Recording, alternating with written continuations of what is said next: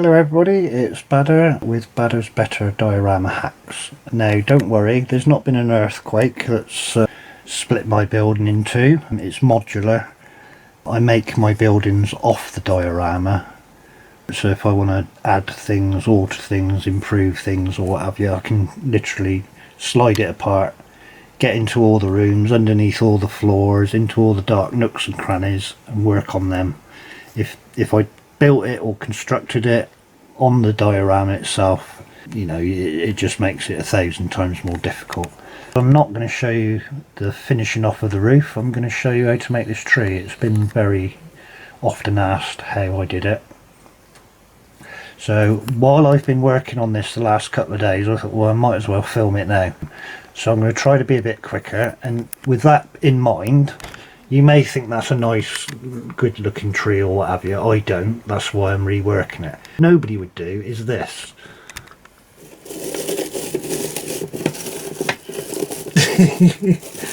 But no, I mean, nobody would do that. This part here, where is it? This is a chunk that I've taken out. I mean, I've had to cut that out, but it's not damaged anything, and it's going to get put back. The thing about this is I'm using fishing line, nylon monofilament fishing line. So whilst the armature of the tree, the main trunk and the boughs and a certain extent the actual branches coming off of the tree, the silhouette of the tree, that is all real wood. That is a Y-shaped branch for the trunk and the boughs, and then using the common and best way of making a tree is to get branches, snip the ends off, put a pin in the end, drill a hole in the trunk or the bough, and then glue the branch physically into the wood, copying the silhouette of your chosen species of tree for accuracy and realism, which is another thing people don't do. They just sort of make a tree up in their head, and they wonder why they don't look right. Now, so you've got your wooden structure, your armature. Now the rest of it you sort of build in from the outside in, but you need a bridge between that and the tree trunk, the tree boughs, and what I use for that is this stuff, which is garden twine. I don't know what the covering is on that. It's almost like straw or corn. It's some sort of plant anyway, and it's papery, so it takes CA really well. That's one of the benefits. This one's got a metal wire core, just for holding. When you pinch it, you can fold it and pinch it and it'll hold its shape, but that's the only reason the core is in there, and it's not vital that you have it. That will form the bridge, if you like, the connection between the real tree, the real wood, and the twigs. Now the twigs are all made from fishing line, on which you scatter your herbs. So that's why it's indestructible. On the outside you can grab it and do this to it, and you're not going to do any damage. You know, some flakes of herbs might come off, but you're not going to damage it. If you went in the middle and started crunching things, you would be snapping actual wooden branches. But this what's it called? I've forgotten what it's called. Twine. This twine is bendy, so that would have another 3 or 4 inches of twine coming off. I had to cut it to get this off the tree. So imagine that's got another 3 or 4 inches of twine at the bottom. So when you attach that to the tree, you just poke it into the tree, find a convenient branch that, you know, the real wood that's already there, and then wrap the twine around it. It could have multiple twines. There could have been 4 or 5 twines in there. So you then wrap that around a suitable branch, douse it with CA, medium CA, sprinkle herbs over it. That'll hide the join and it helps it dry quicker, and it sets like concrete, and you've got a nice sturdy join. So you've probably guessed by now the construction, having seen all these. Oh yeah, so yeah, I can bend all these. I can move all these. because it's all flexible, you know. So on the tree I can close the tree up or open it up, let more light through, what have you.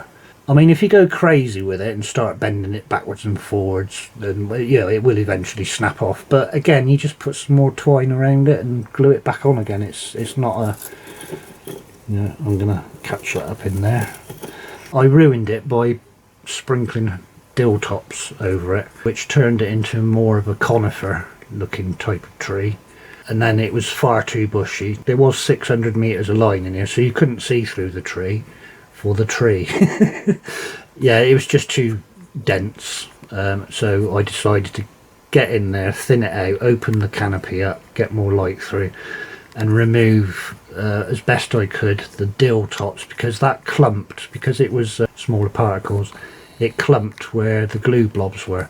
So I ended up with these nasty big blobs. There's still some on here, nasty big blobs, especially on the ends of the twigs, the fishing line, and I wanted to get rid of them as well. So I've been getting in there literally with a pair of pliers and crushing them to death, turning them to powder. So that's what I've been doing over the last few days, and that's why I thought, well, now's a good time to show how the construction goes. So you bear with me, I'm going to put this down, and I'll just leave it pointed at the tree, I think, if I can get it to sit there. So while I'm talking, you can have a look at that. So the first, did I show you the line? I don't think I did I? So I'm an ex-match fisherman, but I had some line in my fishing tackle box. I used this stuff for this tree. It's Maxima or Maxima nylon monofilament fishing line, 6 pound breaking strain, so you're not going to snap it at any point during the construction of this tree. You'd slice your finger off or through to the bone if you tried to snap that by hand. Now this is the more expensive end of these lines. It's 0.22 millimeters in diameter, 100 meters, and that would have cost I think about £6, £5, £6. The other thing I like about it is it's a reddish brown colour. It is translucent, but when you start spraying it with varnishes or colouring your foliage or whatever, you wouldn't even notice that unless you had a really powerful backlight. But don't buy that. Buy cheap bulk line. You can get it up to 1,000 meters on a spool, and the thinner the diameter, the weaker the breaking strain, the cheaper it is as well. So you got your fishing line, the twigs that the actual foliage is on. So you just loop the fishing line around your 2 fingers. Just do that off camera. Keep your fingers apart. Right, so I've got forefinger and middle finger, and I'm just looping the line around it. About 10 times is right. If you want thicker foliage, like more clumpy foliage, do it more times. If not, do it less.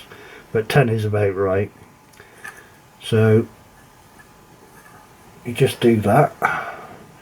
Again, forgive the dirtiness, but like I say, I've been getting my hands in that tree, so I don't know if you can see that, but it's looped around where it was.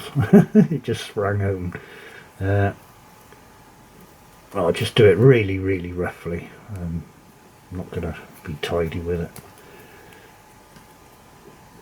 So it's looped around those 2 fingers, and then you get a length of that twine. You want about 10 inches. You poke 5 inches through like that, grab hold of the end, and then fold it back on itself. So it's doing that. There you go. So you've got that, and then you just twist that. I used to actually tie some more line around it and use more line, but I realised that was just a waste of time. So yeah, you just twist that down on there, and then you've got that with a long length of twine like that. And then what you do is you twist that twine around on itself all the way along. You've got that. You snip the opposite side to the twine with a pair of scissors, and you end up with that. This is one I made earlier. Don't have it too, you know, don't have too many bits going off into space, sort of snip them off. And then again, I didn't actually do it here, but you put a dab of medium CA on there, right on where that fold is, and you can pinch that inwards and hold it for a few seconds, and it'll hold it more closely together.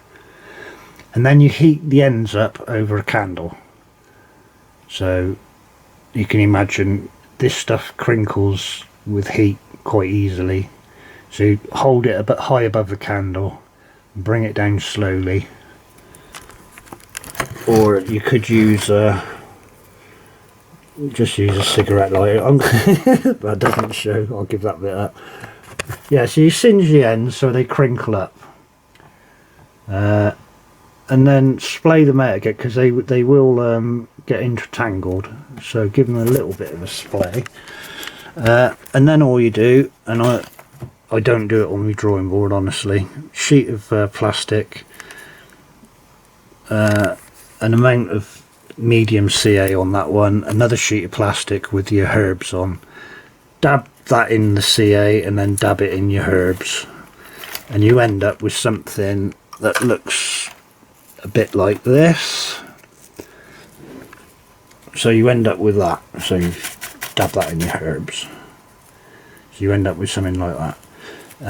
There was more than 10 loops in that,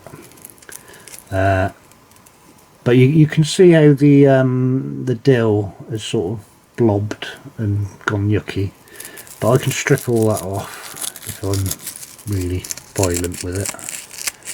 It's hard to come on this, like I said, even then it's still quite hard to get off. That's why I use CA.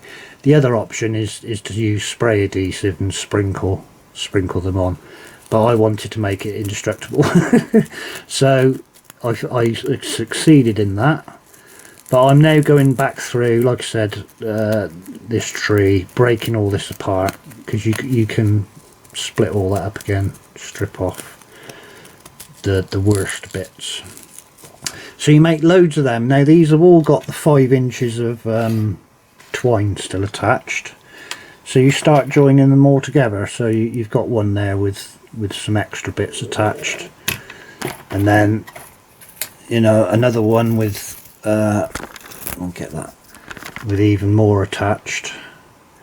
So all these, as you can see, is twine. There's no wood in there at all. This is all twine, but you copy nature. And then when you add the next one, you might put it to the left or to the right or above, or you can bring them back and put them there like that, or there like that. You know, you play around with them and try to recreate the shape of the actual tree. So, and then you'd wind that twine around there, and you can reinforce it with just twine on its own, and you build the branches up, and like I said, eventually you could end up with something quite large, like that. That's, and you can bend it, like I said, splay it out more, and then when you attach it to the tree, you start at the bottom first, you poke it into the tree. Let's get rid of that. Poke it into the tree, find a suitable branch, a real twig, real bit of wood, and then you wrap the twine around that, and then CA and herbs. That's it. You just spiral up around the tree, spiral all the way up to the top. So you're always looking down on it from the top, really, and you can attach stuff like there and there, until eventually it's like putting a fairy on the top of the cake. You put it in the top there, so you've always got access to the centre of the tree. That's why you need 5 inches really to get to the twigs and the branch, you know, the wooden armature, and then have enough to wrap around them. So you could actually use longer and then snip them off. once you've attached them. So that is how you build one of these trees. And I think I may have actually caught the whole lot on video. So I hope you enjoyed it, and I hope it uploads and doesn't cut anything off the end or whatever like it has done. I'm going to call that it then. So any questions, just ask. Take care everybody. See you in the next video. Thanks then.